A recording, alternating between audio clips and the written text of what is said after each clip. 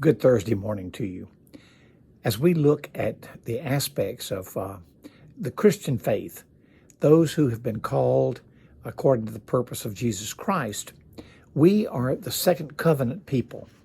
That when Jesus came to his own people first, he gave the blessing. God, Yahweh, God the Father, gave the blessing to Abraham.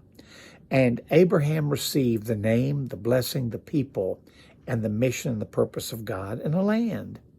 And all of these blessings he found, God gave to the Hebrews, and they found the place in the promised land, as well as the covenant of being God's people.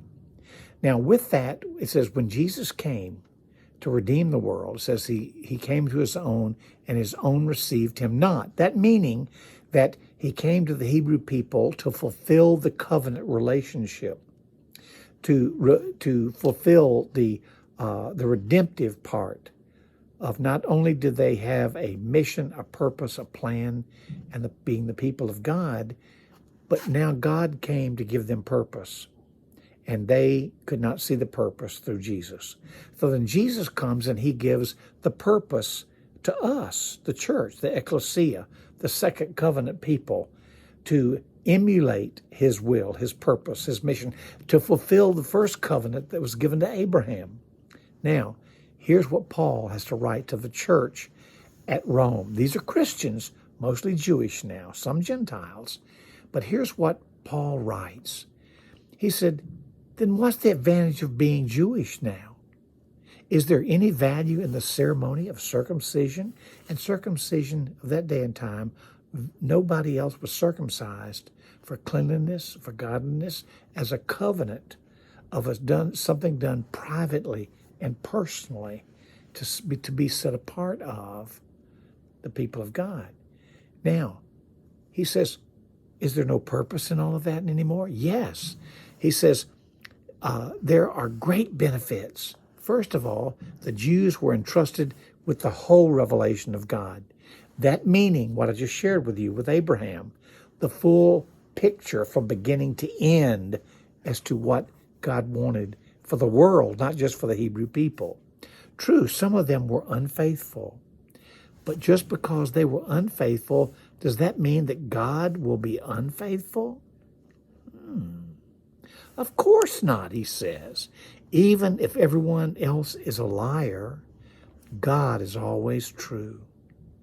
As the scriptures say about him, you will be proved right in what you say, and you will win your case in court. But some might say our sinfulness serves a good purpose, for if it helps people to see how righteous God is, isn't it unfair then for him to punish us?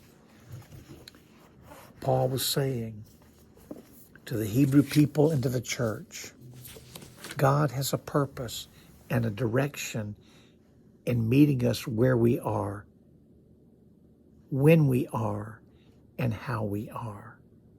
He takes us even in our limitedness, but he never rejects us.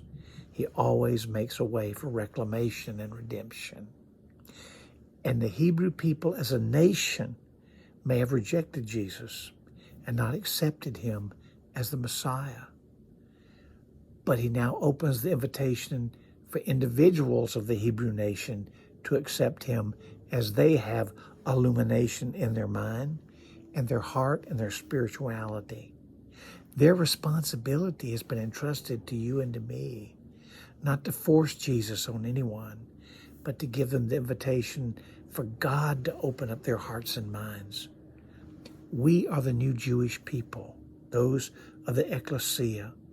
Let us handle it with gloves of inclusion.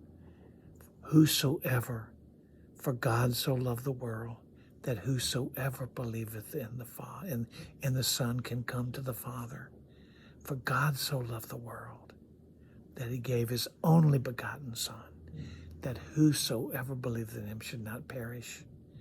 For God sent not his Son into the world to condemn the world, but that the world through him, no longer being Jewish, no longer being Irish or American or Russian, but through him will be saved. Pray with me. Father, thank you for your love and your care. Watch over us as we learn to be gentle and powerful people, known for love and hospitality and grace, to lift you up that people would know you.